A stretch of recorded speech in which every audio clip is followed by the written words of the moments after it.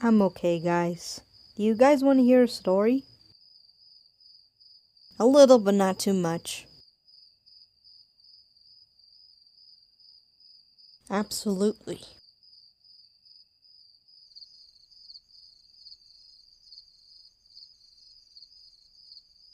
Around July 3rd, 2007, back in my home where I was born, and I was raised by my mom and my grandparents.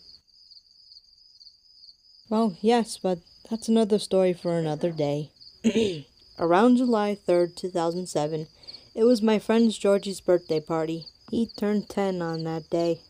I was invited and their family decided to ask my mom if I can go. My mom agreed because she was busy with work.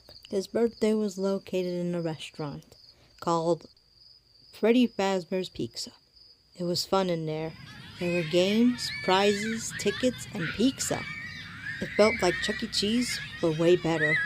There were 4 animatronics: Freddy Fazbear, Chica the Chicken, Bonnie the Bunny, and Foxy the Pirate Fox. All of the animatronics are my favorite, but Freddy takes the last slice of pizza. Even though he's a robot, he sings pretty well.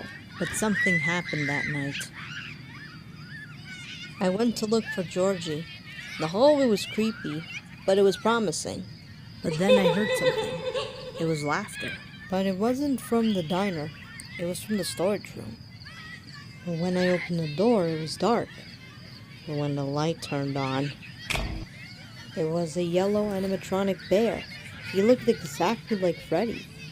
He looked like he's been turned off.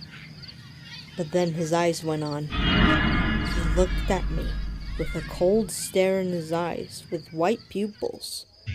He was speaking gibberish, but I understand what he was saying.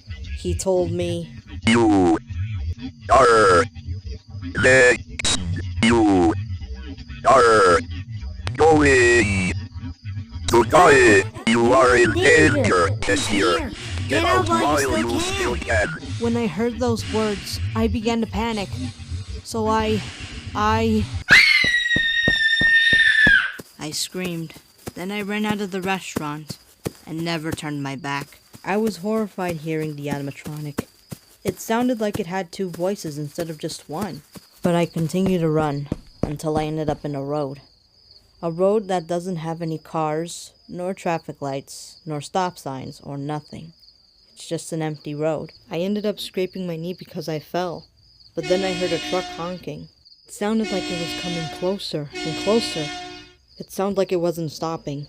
So I stood my ground. I wanted to prove Grandpa that I'm not afraid. I thought I was gonna die until...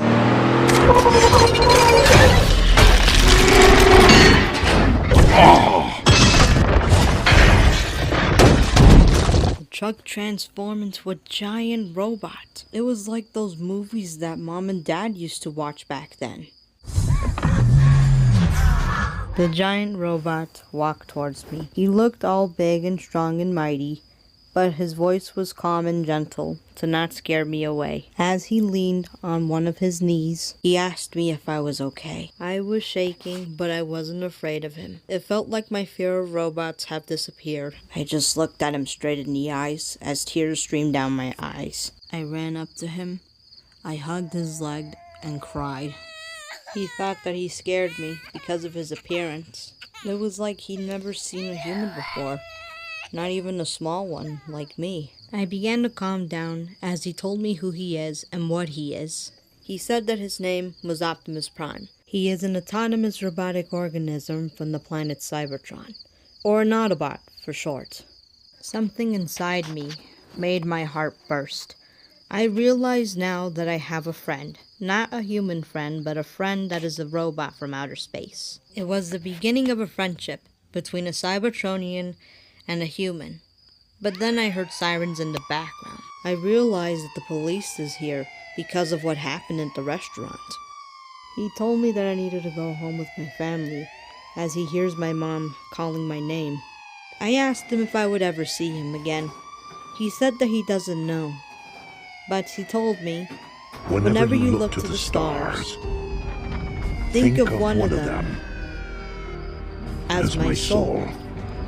We both said our goodbyes, and someday we'll meet again. As he transformed back into its struck mode, I will always remember those words that he said. Whenever you look to the stars, think of one of them as my soul. I will always look up to the stars and remember him forever.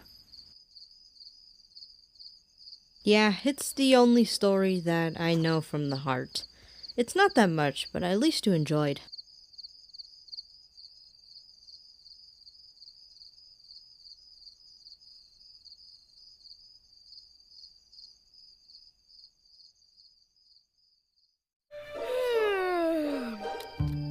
I guess it's nearly past our bedtime, you guys.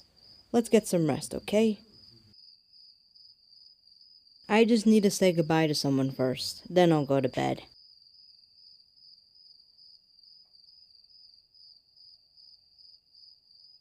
Thank you, Optimus. You'll always be a sky full of stars.